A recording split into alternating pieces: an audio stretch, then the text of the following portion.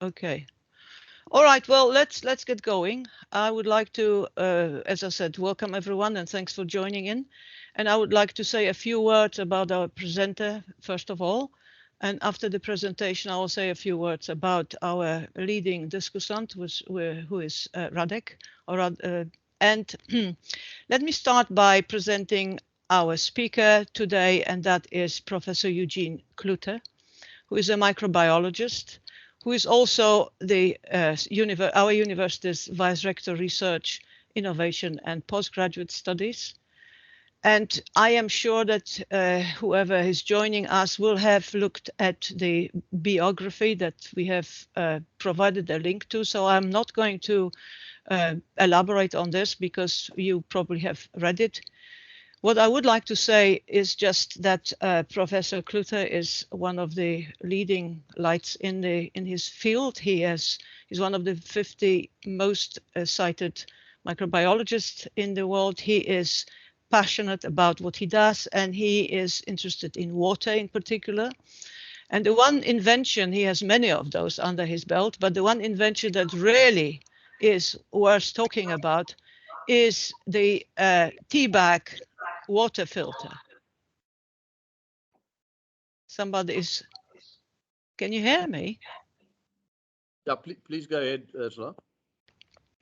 The Teabag water filter, which Eugene can tell you, of course, much more than I do, but it's such an ingenious thing. It's simply a teabag, but nanotechnology has been used to layer it and fill it with some carbon granules.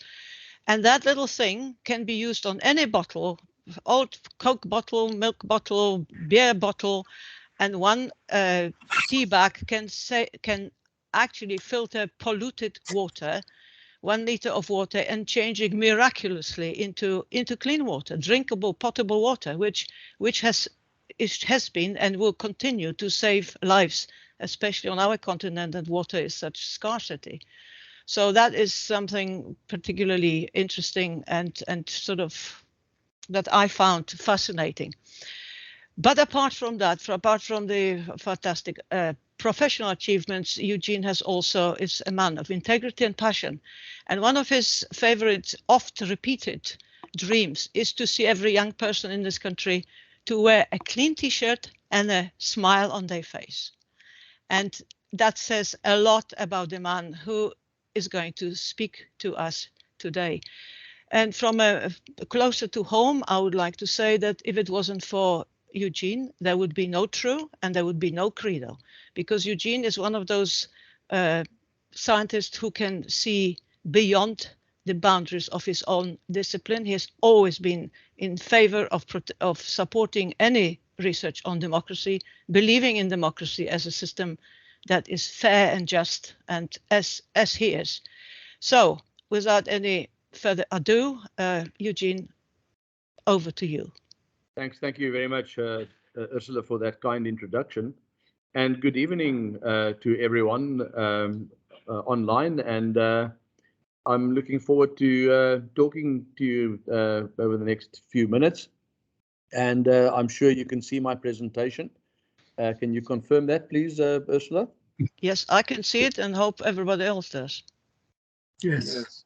Okay, great. So I'm going to talk about economics, and you see that I've got this hyphen there, eco/nomics, and I'm asking the question, is this the way to a sustainable future? So what we have seen over many years now is that we've seen rapid urbanization taking place. In 1950, these were the cities that exceeded 5 million residents. If we go on to 2000, you can see that that has increased the number of cities with 5 million plus residents. If we go to 2015, that is the situation. And then it is predicted by 2030 that there will be many cities in the world that have 10 million people or more. Many of them are actually in Asia. Some of them in Africa and also in South America, and then obviously also in America. So the first take-home message here that I think we need to note is that there is rapid urbanization taking place all over the world. And this has certain ecological consequences, of course. And we also look at some of this from an economic perspective. And if we look at the GDP per person, we see a whole range of different incomes there in different cities or different countries in the world. Japan with 37,000 US dollars, United States 46, Canada 45, and so on. But the point that I would like to make here is that if you move above 45,000 US dollars of income per annum, and this has been indicated by the State of the World report, which was published some time ago, then you have a particular economic or a ecological footprint. And this is, I think, what is the premise of my discussion here this evening. So the economic or the ecological footprint is measured in terms of the hectares required to support a particular person. So if you go to North America, you require 9.4 hectares of land to support the consumption rate of an average American citizen. And the average income in America is $45,000. If we go all the way back to Africa, you will notice that in Africa, the ecological footprint is only 1.1 hectare. The average for the world, 2.23 hectares. The bottom line of this is that if everyone had to live according to the lifestyle of the average American, the planet can only sustain 1.2 billion people and not 7 billion people as we have currently. And I think that's important to remember. Everyone is aspiring towards living like someone in North America. Of course, there are many people in the world, not only in North America, but that earn more than 45,000 US dollars, and their ecological footprint would be very much the same as what we see there in North America. So the point is that we will not be able to all live like those that live in North America because the planet cannot sustain that. If we also look at the carbon emissions per capita, it follows here exactly the consumption of the different countries. We see China there on the left as a little bubble there, Africa, a very small bubble. And if you look at America on the right-hand side there, you look at the very high production of carbon emissions per capita. So this has consequences. The most important consequence here is that by the year 1979, 1980, we started to use more resources than what our planet can in fact support us with. We call this an overshoot, a planet overshoot, and at the moment we are consuming about 1.25 planets in terms of what the planet can in fact support. Now, there are consequences here. We see this play out in many different ways. Of course, this is not sustainable, but part of the consequences that we see here is that 25% overshoot results in about 2 billion people in the world that will not have enough food today.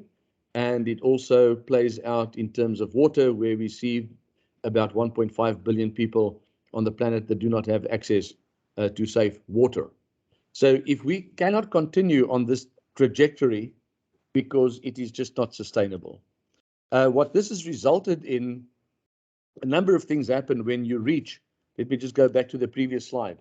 In ecosystems, and I'm talking about ecosystems, and this is why eco and nomics go hand in hand here, but in ecosystems, a number of things in fact happen when you reach the carrying capacity of that particular ecosystem or that particular niche or that particular habitat. And what happens is that those organisms that have the ability to move, they will actually move to areas where they think there is not a limited resource. So migration is a result of this limiting ecosystem or limiting carrying capacity. The second thing that happens is that your diversity normally decreases. And then thirdly, very importantly, your instability, in fact, will increase because organisms are basically now competing for the same limited resource. We see all three of these things happening. We were just talking now about the war in the Ukraine. That war is, in fact, a part of the instability that I'm referring to, and that instability will increase in the world as we move forward. We also see migration. Migration rates have never been what they are right now, and there's a very interesting website that one can actually visit, which will show you how people are migrating towards Britain, to the USA, out of Africa, to a whole variety of And I different can't speak to you now, please. different sources or different countries where they reckon there is a better resource there. And I've given the link there. So in after this discussion, if you look at the recording, you can actually go to that link and you will see an animation of how people are actually migrating to different particular countries in the world. China, if you look at China's migration over the past number of years, you will see that China has recolonized basically Africa, and they are all over the world. And this is an ecological phenomenon because they ran out of a sustainable niche or habitat in China, in that part of the world. And for them to survive, because the biggest driver of any organism is the survival of the own kind, they started to recolonize the world. This, by the way, we often think is a decision that they made with their mind. In fact, it is an ecological thing that happens. They've made this with their DNA, and the migration here is absolutely just normal for them to have migrated all over the world in order to sustain themselves.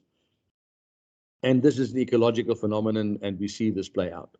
So what we then see in ecosystems, there's an initial carrying capacity, whether this is a pond where you are growing algae in, whether this is a farm where you are farming with sheep, that farm will only carry a certain number of sheep or cattle, or whether this is any ecosystem.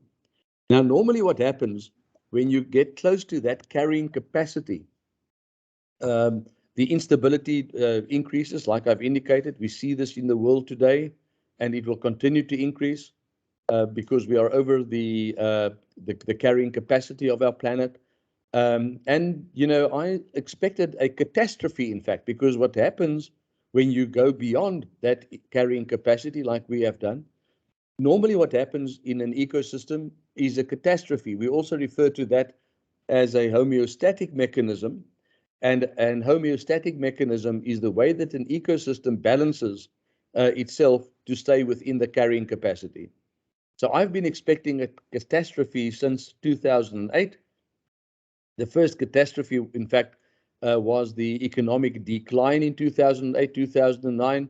I predicted that to happen purely looking at the modeling of microorganisms growing in a continuous system with a limiting resource. And I could actually superimpose the stock exchange in America, the New York Stock Exchange, on my growth of bacteria in this system with limiting resources. But nevertheless, what normally happens is there's a catastrophe that results in a decline of the population significantly, and you get to a new equilibrium or a new carrying capacity, which is very often lower than the initial carrying capacity. And we will see this happen all the time. And these catastrophes can come in a whole variety of different ways. These can be natural disasters. They can be wars. I personally think that COVID was part of this homeostatic mechanism. If we look at the Earth as an ecosystem, overshooting the carrying capacity, then a natural response would be something like COVID. And what surprised me was that there were very few lives lost with COVID, but it did push back the Earth into its carrying capacity. The climate or the atmosphere was resuscitated over many parts of the world, especially the big cities. and it might also be a strategy for us in the future to cope with climate change, that we will in fact have to go into lockdown for, say, 6 months of the year, every 5 years or so, for the Earth to sustain itself. But nevertheless, so what we see in the world at the moment is nothing but an ecological phenomenon. The wars that are happening, the viruses that are spreading, the catastrophes that are happening is merely a pushback from our planet so that we move into the carrying capacity of our planet. If we, for instance, look here at environmental sustainability, there are a whole number of different scenarios that one can speak to. If we look at the first scenario, there is no significant change in terms of behavior or technology. It's impossible to predict what will happen if this had to continue. The second scenario there with a blue dotted line is where we have only technology change. This is where we move into green energy, for instance, in a big way. Then we have a better chance, or the possibility for environmental sustainability becomes higher. If we look at only behavior change, we see also that it makes quite an impact. But what we will need to move into the future is behavior change and technology working hand in hand, and that will take us into the future in a more environmentally sustainable way. So all of the consequences of this, of what is we are experiencing at the moment and also globally in the world from an ecological perspective, has precipitated out, and this was already predicted in the Global Agenda 2015, and this has resulted in the following. The first there would be, let me just see if I can get my slide here. It's persistent job loss and growth. We see lack of leadership in the world at the moment, rising geostrategic competition, the weakening of representative democracy, and you are experts in that particular field, rising pollution in the developing world, increasing occurrence of severe weather events, which we see all around the world at the moment, intensifying nationalism. Here I can mention Brexit. Brexit is not a decision made by the UK or by the government of the time there. It is an ecological decision. This is exactly what bacteria or algae would do under threat. They would actually pull together and they protect themselves. They prevent others from entering their habitat, and they protect themselves. The same with Trump's policy on America First, that is purely intensifying nationalism, because that is what happens in ecosystems under stress. We also see increasing water stress in the world, and we see a growing importance of health in the economy. So these are 10 major trends which we recognize all over the world at the moment. I think probably one of the biggest threats that we face is the lack of leadership, clear vision, and a clear way of how we go towards the future. So in conclusion, what I would like to do here is to talk about what our challenges there are. And I quote here from a book that at the start of the 21st century, we as humankind, we find ourselves on a non-sustainable course, a course that, unless it is changed, could lead to grand-scale catastrophes. And we're seeing some of these play out at the moment. The next there is, at the same time, we are unlocking formidable new capabilities that could lead to more exciting lives and glorious civilizations. We are at a tipping point where many of these things, in fact, are concerned. So we could look at this and say, we are entering now perhaps humanity's last century, or the century that sets the world on a course towards a spectacular future. And if we had time, I could elaborate on each one of the points that I've made here. But essentially then, in conclusion, we live at the moment in a world where we have, in fact, we are outside of the carrying capacity of what our planet can deliver. This results in this instability, in migration, in catastrophes, and we will need to navigate our way out of this. And I think there is a way out, but we will have to put our heads together to find that way. If we don't do that, the homeostatic mechanism of this ecosystem, which we call the planet Earth, will make, it will result in humans becoming extinct and Earth continuing with a major biomass in the oceans of more than 50% without us as human beings on this planet. So this is our challenge. The challenge is, how do we change the future by changing behavior, but also changing technology or using technology in this change. If we don't do that, I am afraid that we are going to become extinct rather sooner than later, or we will live on a planet which will be extremely unstable, and it will actually not be a pleasant place to stay. I'm optimistic that we can move into a future, a spectacular future, but this would require that we apply our minds and how we move into that spectacular future. So with those few ideas, I'd like to end off here, and I am very happy to take questions, and I would also like your views and also discussion in this regard. Thank you very much for listening.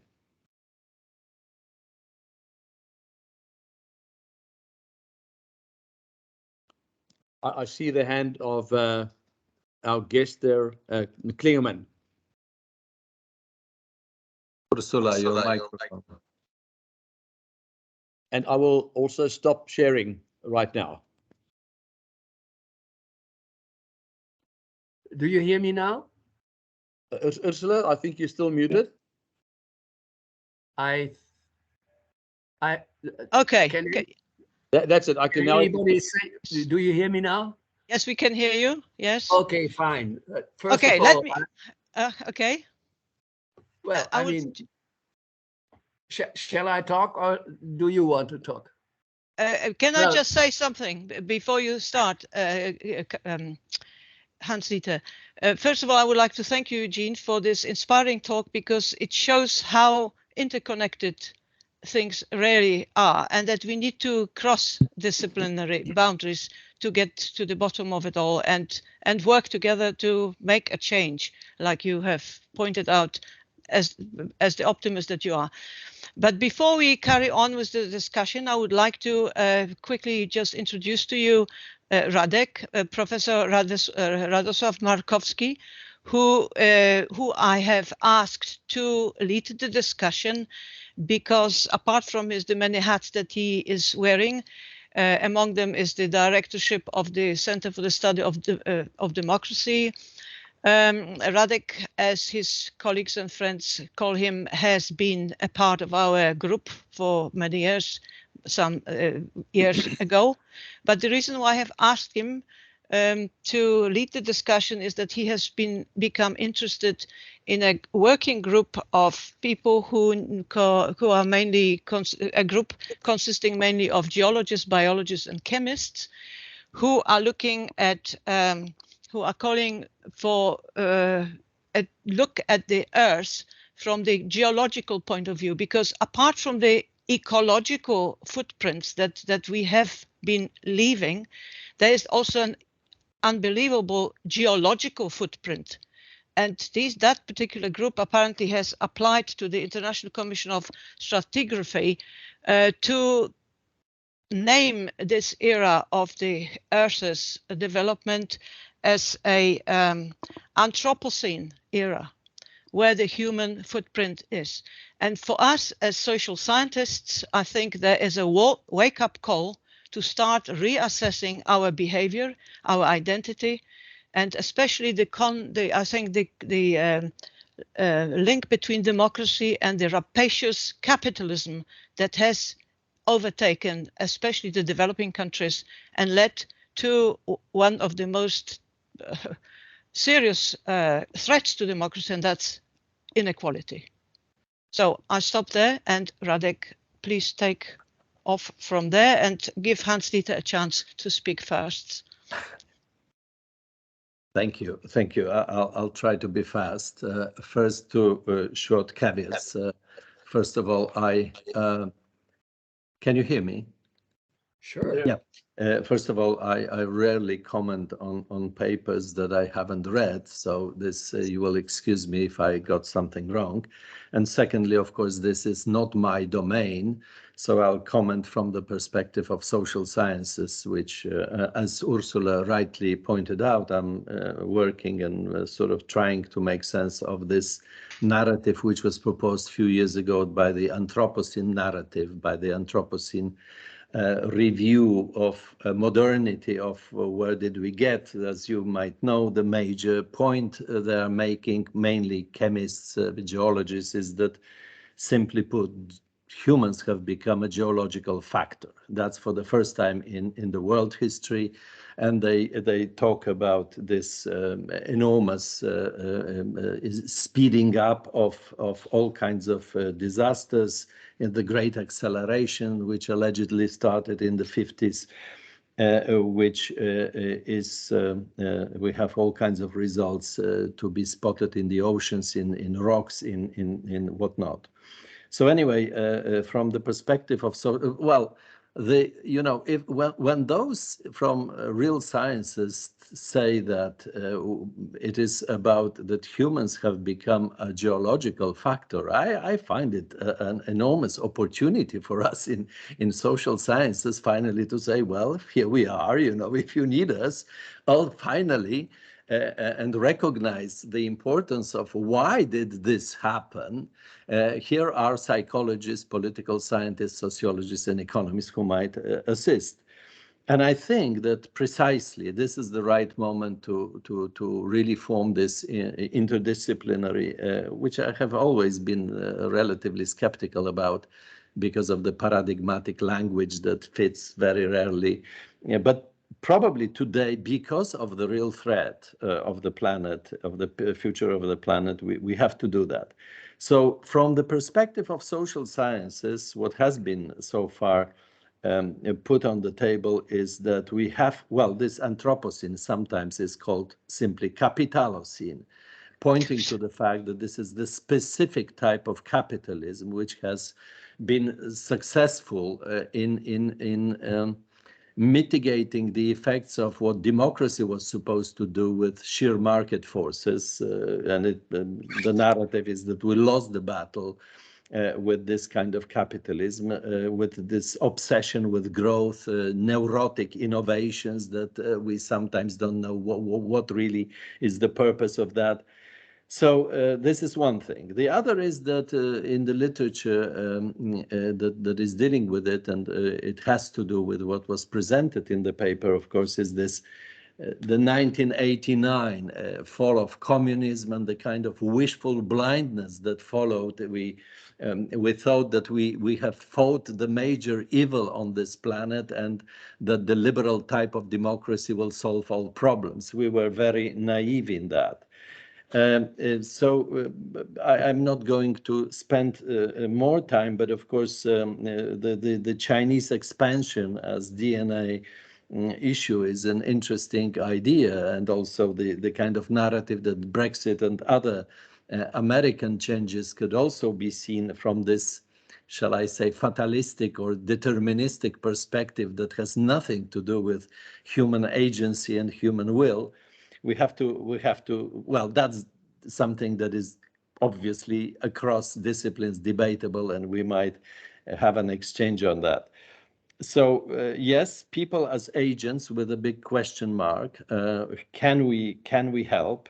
And the two things that probably most of the colleagues that are present here, the political scientists would immediately jump on is this: why would we expect weakening of the representative democracy? I see the indicators of that, but the question is about causality. Why? And intensifying nationalism. Again, it is true, we see it, but we have to be able to explain why it happens. In my view, one of the things that really matters for this dire changes today and probably weakening representative democracies is a process that I call executive dominance. It is not present only in countries which are run by authoritarians and populists like in Hungary or Poland. It has to do with the sheer speed of change around the world, in which the famous Montesquieu division into the three pillars sort of is obsolete, if I may say so, because it is only the executives that can catch up with the speed of changes in the civilizational, economic, and innovative domain, and democracy as by definition, a system that should be deliberative and slowing down the process of decision making, and also the same applies with veto points, with checks and balances, is simply in its current form unfit to immediately react to all these challenges. So there are lots of things, but I certainly would like to give room to others now. Just saying that maybe we should also think, and this is what I am trying to persuade myself, not to think about these problems as solely challenges, but also as a kind of trade-offs. That it's not just that we have to react to something, but we have, being here in Poland, I was asked prior to our meeting, what about Ukraine and the war and the effect of Poland? I precisely, also during the pandemic, it is so clear that we as a humankind are faced with trade-offs, not only challenges. We have to decide about alternatives, whether to, now with these basic questions, shall we help Ukraine or not? Or maybe let it go down immediately to save lives? Shall we, etc., etc.? Shall we sacrifice our economic development to save lives, as it was under the pandemic? Thank you. Apologies for the speed, but yeah, that's. No, there's no need to apologize. I see that Hans-Dieter, I'm sorry that for the delay, Hans-Dieter, please give us a word of wisdom. I'm trying to come to grips with Radek's comments, but I wanted in the first place to react to Professor Cloete's remarks, and wanted to first say that I've learned a lot. I mean, it was an excellent summary of all broad trends that the world knows. And as always, it is difficult to come up with a coherent theory that links all these trends together. Still, you have tried to do that. I'm not in this business, and grand theory is not my specific area. Thus, I wanted to alert to one factor of adaptation of mankind to these trends, and by chance I've listened to a Norwegian demographer 2 weeks ago, and he had a graph that tickled the heck out of me. The graph was dealing with fertility and wealth. And 30 years ago or so, and he had data over time, you had the so-called Western world, low fertility, high wealth. They were all in the left corner of that graph. And on the right corner of the graph, you had countries like China and all what we care to call the developing countries. Large fertility rates and low per capita. If he introduced the time factor and narrowed from 30 years ago up to today, you know what happens? The left corner, China and all these countries, they move up to the left corner, meaning they adapt by lowering fertility rates to reach the kind of level of welfare and quality of life that they wanted to do. Now, my second click in the head when I heard you was once I enjoyed the hospitality of STIAS in Stellenbosch Institute of Advanced Science. And we had a German demographer there. And because I am not very well versed in this, I was struck by the fact that this demographer told me, you know what happens?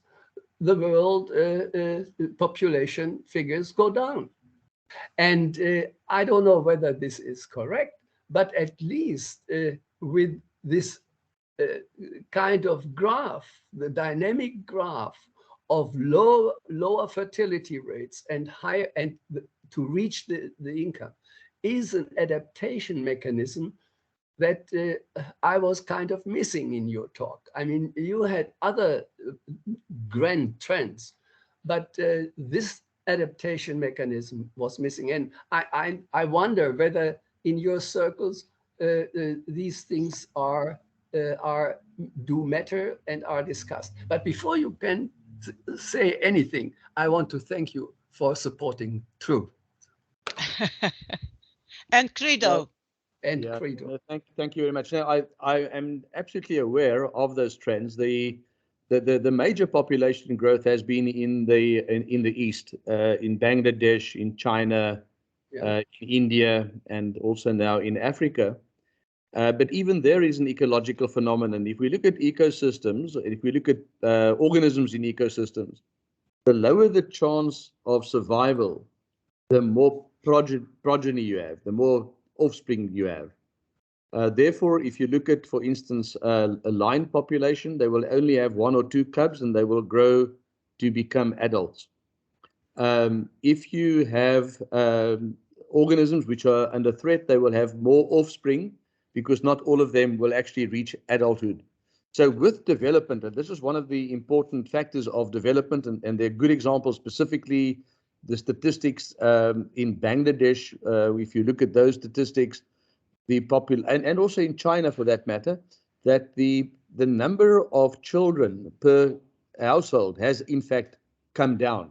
And it has been low in the developed world for a long time because your chances of survival in the developed world as a child is much better than what it is in Africa, for argument's sake, or many parts of Africa. So that is a factor that we should consider. It's a good factor, and it is also a good reason for education, and it's a good reason for developing the world. But we need to find a way that we don't compromise on the resources that we have. We need to find the right kind of growth. If we talk about economic growth, we cannot sustain economic growth by resource abuse or use, but we'll have to look into technologies and into businesses that do not use resources if we want to bring about growth, because that will limit the population of this planet. So you are absolutely right there, Professor Klingerman. I totally agree with you, and we have seen those trends, and these are very positive trends. But it has to do with development and the survival rate of the individual. Okay. If I may just add something, I think the authoritarian regime in China had a lot to do with bringing the population down through the imposed limitation of children that people could have. So that's a different, probably a completely different factor that has played a huge role in that move from China, you know, from the one corner to the other corner. Maybe it was not a sort of natural, you know, spontaneous. This is not true, because all the other countries, I mean, there was a whole bunch of countries, including China.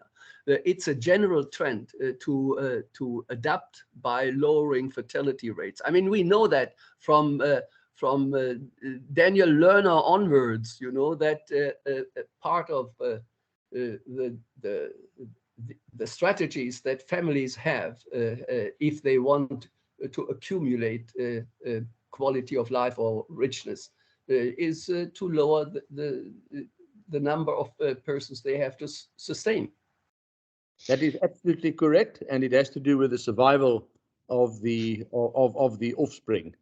That and the world has moved positively in that way, that people have a better chance of surviving to become adults, and for that reason we find fewer children.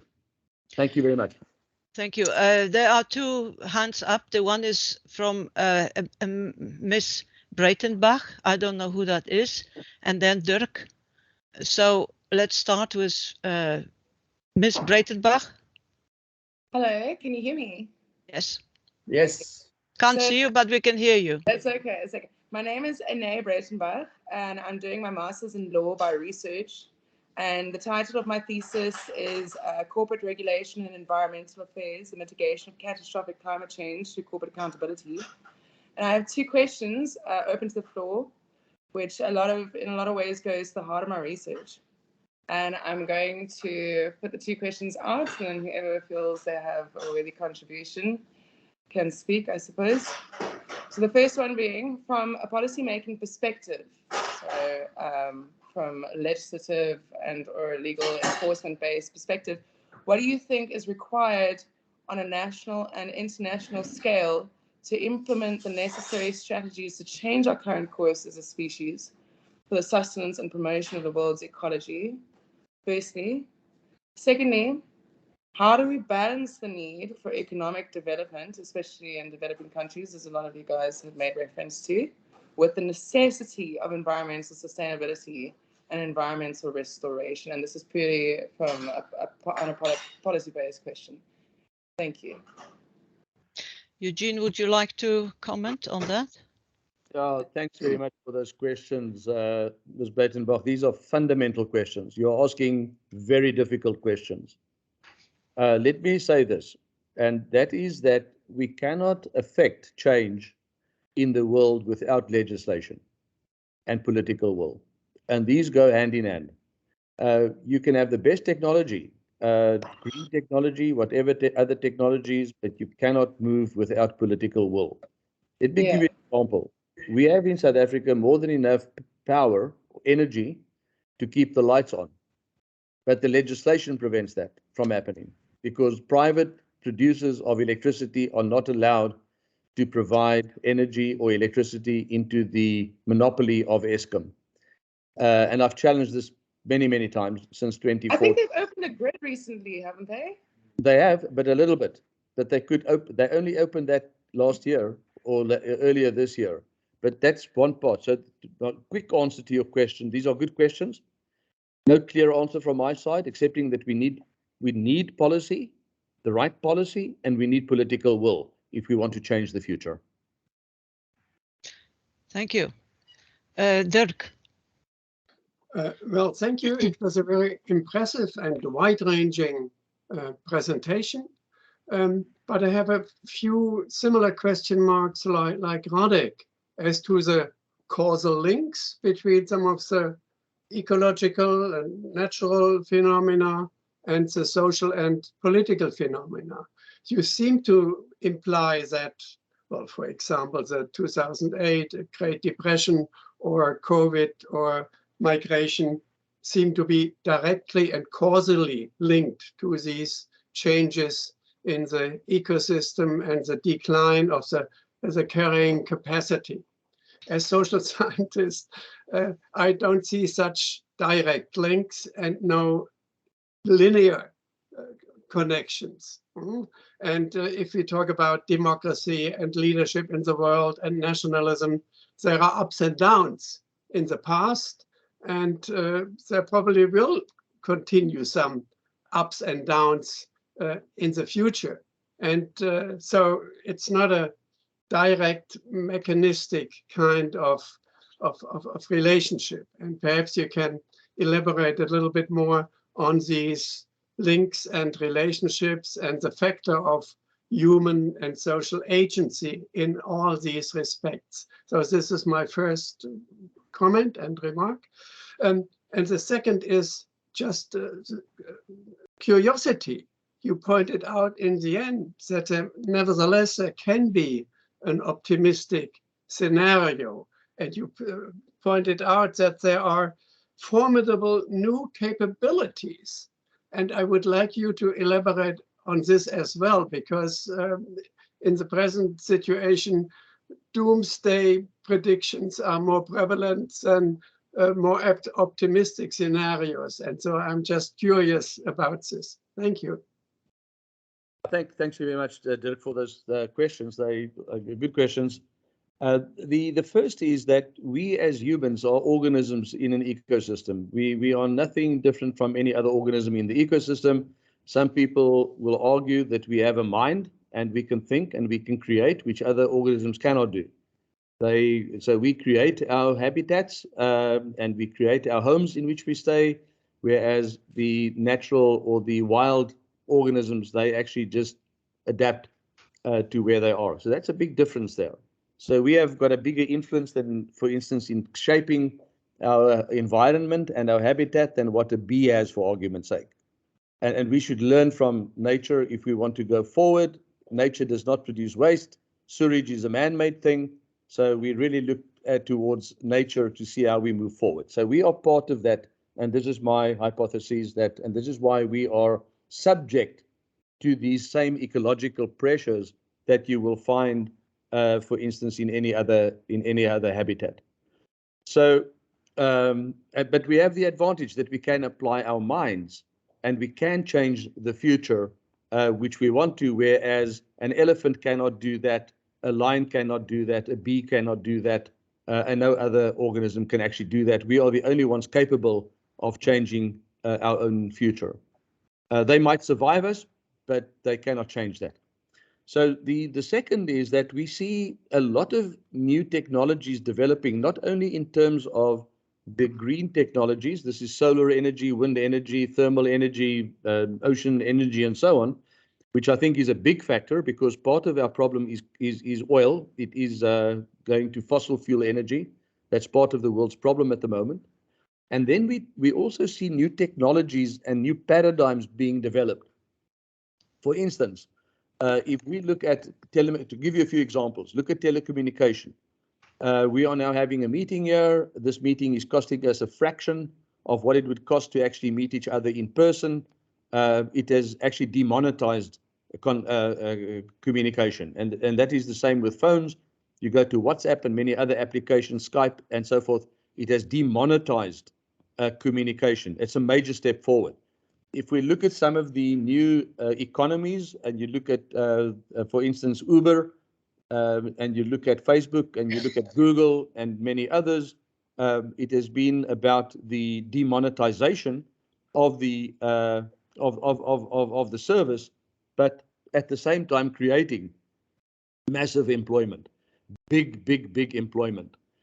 So we look at the ownership of vehicles at the moment, and I'm very pleased to see that the vehicle manufacturers are moving very rapidly towards electrical vehicles. I reckon within the next 10 years, we will not have vehicles that run on petrol and that run, for instance, on diesel. They will all be electric, and they will also be, the electricity will come from renewable sources. The other thing that will happen is that vehicles will be driving themselves. So you will not have individual vehicle ownership, which is a very ineffective way and non-sustainable. People drive in South Africa, at least, and in America that I know well, and also in Europe, one person in a vehicle, which is not an efficient way of transport. And you might not even own your car. You will have a car on demand. It will fetch you and it will take you where you have to go. So there are many developments that are taking place at the moment, which will change the way that we live ourselves in a far more sustainable way than what we are at the moment. I think that answers your question, Dirk. Would you? It's a long discussion, by the way, Ursula. There are many things that are on the horizon, and many breakthroughs coming in the future. We will not have individual car ownership, for instance. A motor car is a very efficient way of transport. If you think about it, it's one person, it drives to the work, you park it there, and for 8 hours it does nothing but sit in the driveway or in the parking lot, and then you drive back home in the evening. So joint ownership for any vehicle, even now, with petrol and with diesel, would be a fantastic thing in terms of optimizing, reducing the number of vehicles and optimizing the utilization of such an inefficient thing like we have at the moment. Only a very slight additional remark. As Radek also said, there are trade-offs. And well, there are many technical innovations like our present meeting, as you mentioned, but the trade-off is, or the downside is, it's much nicer to meet in person and to have a coffee together and other Coffee, things. So wine. Has to be kept in mind as well. And as far as electrical self-driving cars are concerned, it's fun to drive from time to time, you know, and you shouldn't take all that out of the picture.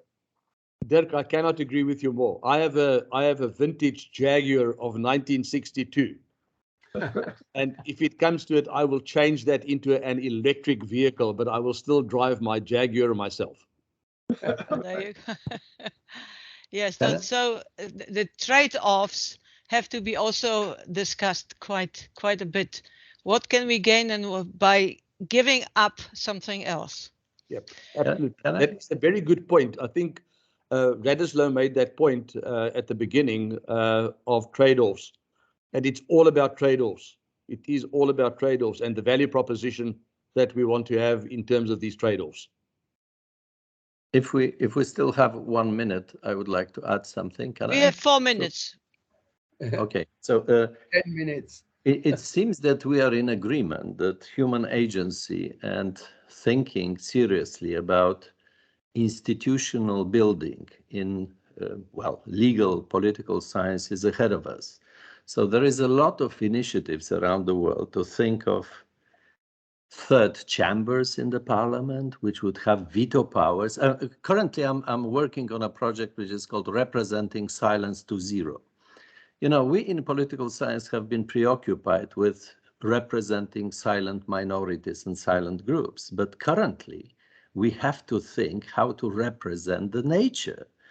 And this is a new challenge or trade-off for all of us. Let me just remind you that 5 years ago, the first river in New Zealand got a legal natural person status, and lakes and rivers increasingly are defended by law, not because of their utility to the humans, but by sui generis, to say so. So we are ahead of us is a big change also in thinking about what kind of professions can we create that would represent the forests, the lakes, and other bits and pieces of nature, which is to be defended against us. Okay, it's a long story, but I think this new domains of veto rights and veto powers in our political systems, it could be also in judiciary, a fourth element, or there are lots of initiatives of this type, and I think that we'll have to, this representing silence or representing the nature is a real big problem ahead of us. Thank you. Thank you, Radek. You have mentioned something that you, if memory serves, that you and a group of your colleagues have been thinking about having a representation in Parliament of these silent, this kind of defending silence on the parliamentary level. So that would go to institutions, and it would go to what we are actually all interested about as social scientists. Well, I hope so. I can elaborate on that. We have only 3 minutes, so I don't want to take it. I just want to say you gave me a few very good ideas for my research, so thank you very much for that. Appreciate it. You're very welcome, and thank you for joining us to listen. Yeah, I think just Well, also, thanks, guys. thank you. A closing remark is that I think that the social sciences has a more important role to play than the natural sciences, than the set environment, than technology and innovation of products and so forth. We cannot do without the social sciences because that dictates human behavior. We cannot do without the legal profession with making the necessary legislation, and we cannot deal without political will. And this is where, you know, democracy and all of that comes in. You know, I'll give you one example. We can clean water. We've been able to clean water since 1918 with chlorine, but yet there are 1.5 billion people that don't have access to clean water. So it's not the problem of the technology. That's not where the problem is. The problem is with scientific, with political will and with policy. And that is the challenge. And I think this multidisciplinary approach, where you have scientists speaking to, because we don't understand the social sciences as natural scientists. We think as a technology, everyone should just be able to use it. But yet it is not the case. And I've learned that lesson many times, because you have to take in the social dimension and you have to take in the political will in order to change things. And so there's a very important role to play for the social sciences as we move forward. More important, I reckon, probably than ever before. Thank you very much. And I think this will be agreed by all the social scientists sitting here and that I'm looking at, or not. Skeptical faces. Yes, No, thank you. I agree. I definitely think that there is, we have talked before you joined us, we had a little chat while we were trying to see whether all the technical issues, whether any technical issues will arise. We have been talking about political will and political leadership, which has been sadly missing from lately, from around the world. There seems to be no leader capable of fighting with some moral compass as a guide to a better and more secure future for us. Hans-Dieter. Yeah, I have to remind you that there is more than one vision of the future, and that many of the normative, let's say, the normative goals one wants to achieve are not shared by everybody. So we need mechanisms to come to grips with diversity on this level, and to simply say, yes, we all want to survive. That's nonsense. I mean, we have a political process. But we do. We have a democratic process. We have other political processes, and we have decisions. And the real good question is, which kind of processes yield decisions which are at least from this side or that side, supporting the survival of mankind. So, you know, it's not that we all want to be good people. I mean, sure, I want to be good people, but this is not enough. It doesn't work. We need a political process. We need opposition.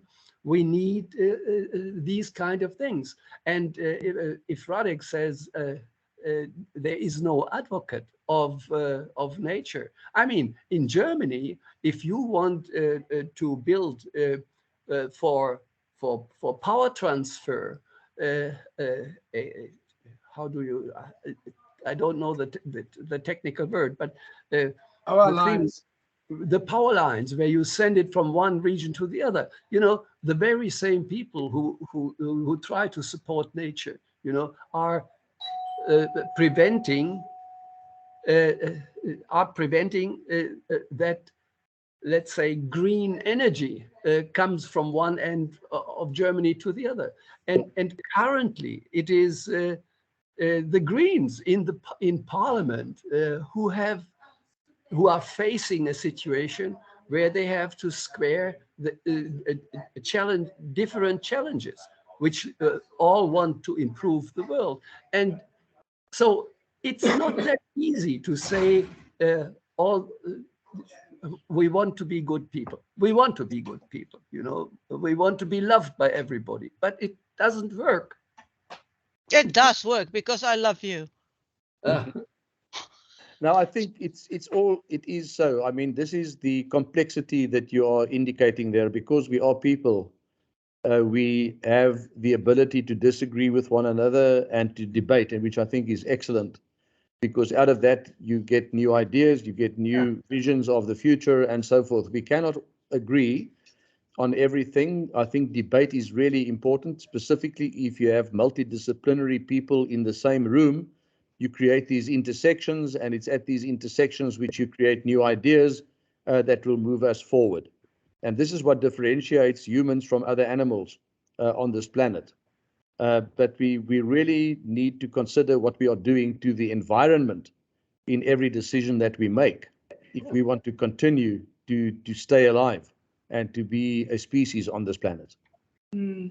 Thank you very much, Eugene. And on this note of cross-disciplinarity and being good people and having hope for the future that we hope to also help happen, we can finish. And once again, thank you so much for your very interesting, stimulating, and certainly thought-provoking presentation.